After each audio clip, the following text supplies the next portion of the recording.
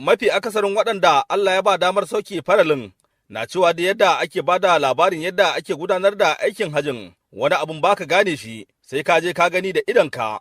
Abin da ya koyar da El Zahraddini Umar wani darasi a rayuwarsa a lokacin da ya je aikin haji. Darussa da dama a aikin haji na koya, musamman ma tahiyan nan da muka yi daga hilin arfa zuwa munzalifa zuwa wurin jifa zuwa harami ka yi umara ka kuma je ka tafi gida duk a ƙasa. A rayuwa ta zan ce wannan ita ce tafiya mafi tsawo da na iya tafiya da ne da kafata. Sannan idan ka koma kan irin darussa da ke akwai, tun muna yara muna jin yadda malamai suke bayanin aikin haji, ana bita muna karantawa, so amma ba fa za ka gane yadda karatun yake ba kuma wai da bita take sai ka samu kanka a wannan wuri ko a cikin wannan hali na aikin haji, sannan za ka gane cewa ga ma yadda karatun yake.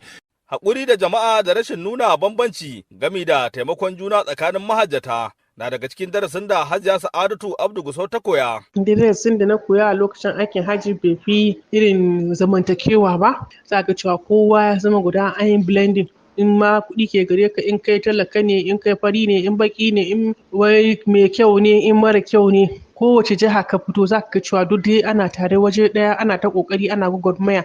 Abin nan da aka je nema shine ake fuskanta. Kowa da abin da yake bukata, to ba zancen wai wariya ake yi ba. Kowace ƙasa da irin nauyin abincinta, kuma ba kasafai irin abincin ƙasar kewa kowane bako daɗi ba. Wannan ne yasa Alhaji Shehu Ladan Ami ya ce ya rika zama da yunwa lokacin da ya je aikin haji kafin ya gane inda zai rika samun abincin Hausawa wanda tukari ke saidawa a ƙasar ta Saudiya. Na ɗauki wani darasi wurin cin abinci. Akwai abincinsu da yawa wanda ni kan bana iya cin shi. Dan lokacin da aka ce za a ba mu tuwo irin namu na ƙasa na Najeriya ba ƙaramin daɗi muke ji. Amma wallahi yadda suke dafa abincinsu da kaji da kifi da sauransu zaka ji tun da mu nan mun ɗan saba da ɗan magi da ɗan gishiri da sauransu ko nasu can.